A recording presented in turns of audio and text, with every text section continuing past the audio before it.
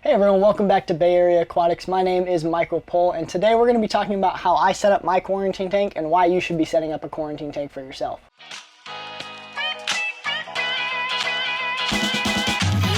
So first off, I'm going to explain why I'm on the floor is because my quarantine tank sits at the very bottom of my fish stand here. It's a 5.5 gallon tank. I bought it because it fits perfectly here. I've got my 37 gallon up here, which hopefully soon will be a 75. And so that's just kind of why we're on the floor today. So next I'm going to explain why you should quarantine every single fish that comes into your fish room. You may be thinking that, Michael, I only buy cheap tetras, I buy platies, I buy guppies, whatever they may be, they're cheap. I don't care if I need to replace them if they die. That's a valid point, except for the fact that if you put a sick fish, you buy one fish because you thought it looked good, and you put it into your tank that has 10, 20, 30, 40 other fishes in it, if that one fish gets every other fish sick and you lose that whole tank, one, you gotta disinfect that whole tank. Two, you lost all of those fish, which can add up.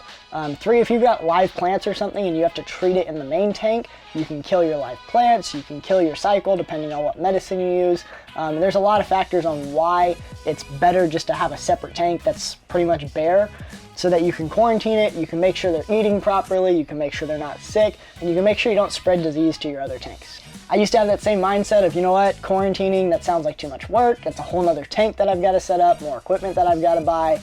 And then I had fully stocked my aquarium that's above me. I had a whole bunch of tetras in it. It looked really nice. I was really enjoying it. And then I decided I wanted to buy a betta fish for the centerpiece fish. And that betta fish happened to have ick on it. I didn't notice it. I thought I saw it, I thought I checked it in the store decently.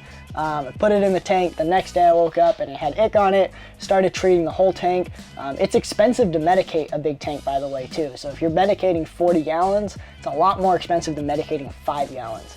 Especially if you're buying something like General Cure, where you buy a box for like 15 bucks and that box treats 100 gallons of water. And sometimes you got to dose that multiple times. So it can definitely add up when you're dosing a big tank.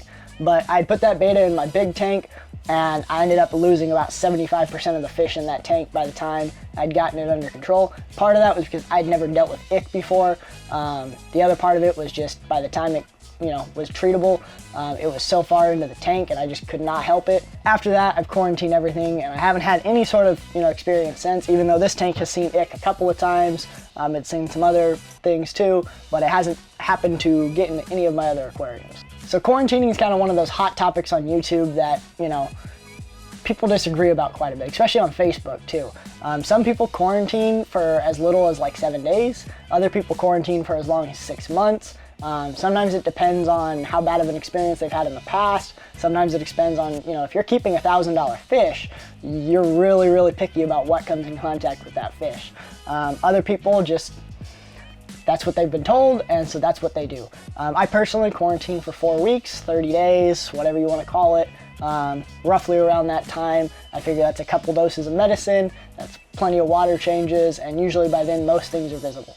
There's also two techniques, is what I would call it, to quarantining. Some people, like what I do, is I actually observe the fish first. So I will put them in the tank, and if I don't see anything, I don't medicate them. They will sit in the tank, sit in the tank, sit in the tank, and after about a month, they'll go into my main tank.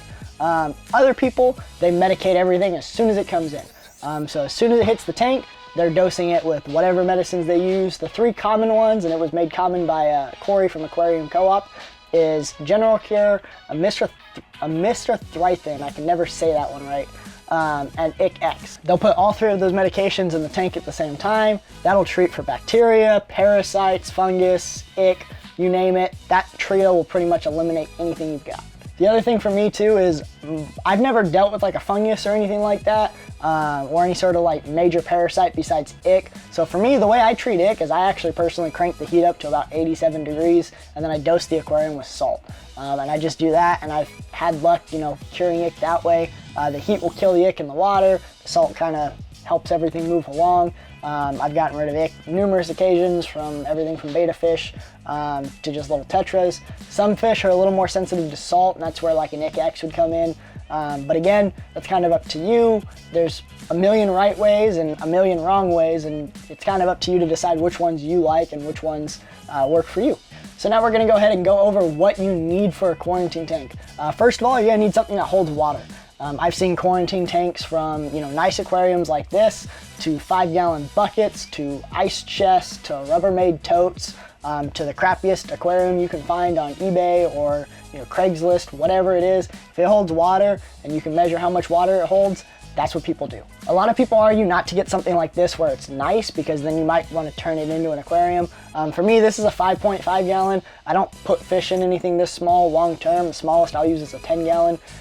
So I don't really have that issue because I don't ever really want to put anything in it. If you're keeping bigger fish and you need to get like a 10 or a 20 gallon tank to have your quarantine, you might want to get something a little more dinged up, something used.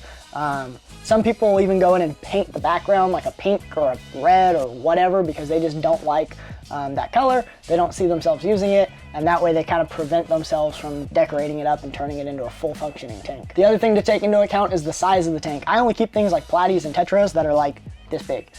So I do have an angelfish. That's about the largest fish that I have. I do have some extra 10 gallons and stuff and an extra 20 tall that I can set up if I need to. But I haven't ran into that issue yet. Hope to not run into that issue. So that's why I just have a little tank here, because I'm keeping little fish and it's just a temporary setup and they'll be fine. One of the reasons for getting a smaller tank like this versus getting a big tank is, like I said, medication's expensive. This lets you, dose. This only takes a half a packet of General Cure, and each box I think comes with 10 of them at 15 bucks a piece, so it's a lot cheaper than dosing, a 40-gallon tank, 20-gallon tank, whatever it may be. The next thing you're gonna need for your quarantine tank is a filter. This one's semi-controversial. It's not as controversial as like pre-treat or not pre-treat.